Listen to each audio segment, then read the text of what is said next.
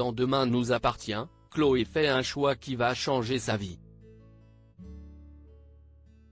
De son côté, Philippine fait une offre intéressante à Victor et John, le père de Bastien, prend la fuite. Vendredi 1er décembre dans Demain nous appartient. Benjamin rend visite à Bastien dans sa chambre. Le lycéen n'a pas réussi à dormir tout comme son père John. Le garçon a lu beaucoup de choses sur la leucémie, il a peur. Benjamin, Alexandre Varga, désormais séparé de Naïma Rodrigue, ne s'occupera que de son suivi, un oncologue aura la charge de son traitement. L'adolescent commencera la chimiothérapie dès le lendemain. Il devra aussi bénéficier d'une greffe de moelle osseuse. Demain nous appartient en avance, John suspecté de meurtre. Aurore enquête sur la mort de Monsieur Flamand. La capitaine Jacob interroge une voisine qui l'informe qu'un homme venait faire du bricolage chez lui. Cet homme était un motard. Karim retrouve un outil ensanglanté sous un meuble dans le garage pas loin de la victime. Vu l'heure et l'absence d'effraction, le retraité connaissait son meurtrier.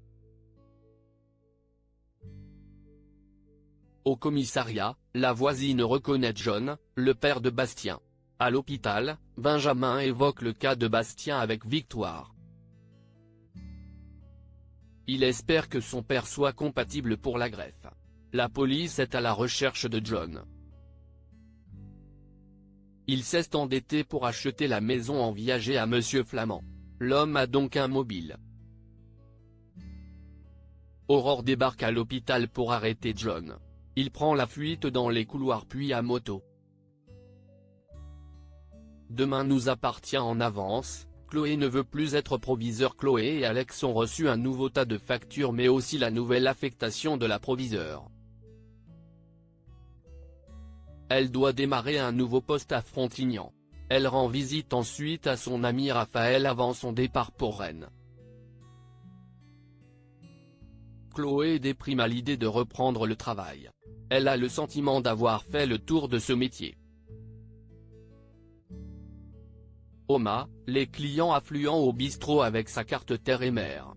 Tristan et Alex sont débordés et le marché de Noël à 7 ouvre le lundi d'après. À l'hôpital, Marianne pense que Chloé a été choquée par l'explosion de son lycée. Chloé propose son aide à Alex. Elle peut tenir le stand du marché de Noël pendant le mois de décembre. Elle ne veut plus être proviseur et décide de quitter l'éducation nationale. Demain nous appartient en avance, Philippine veut s'associer à Victor au lycée, Violette n'a plus de nouvelles de Bastien. Elle pense que son ami le ghosté.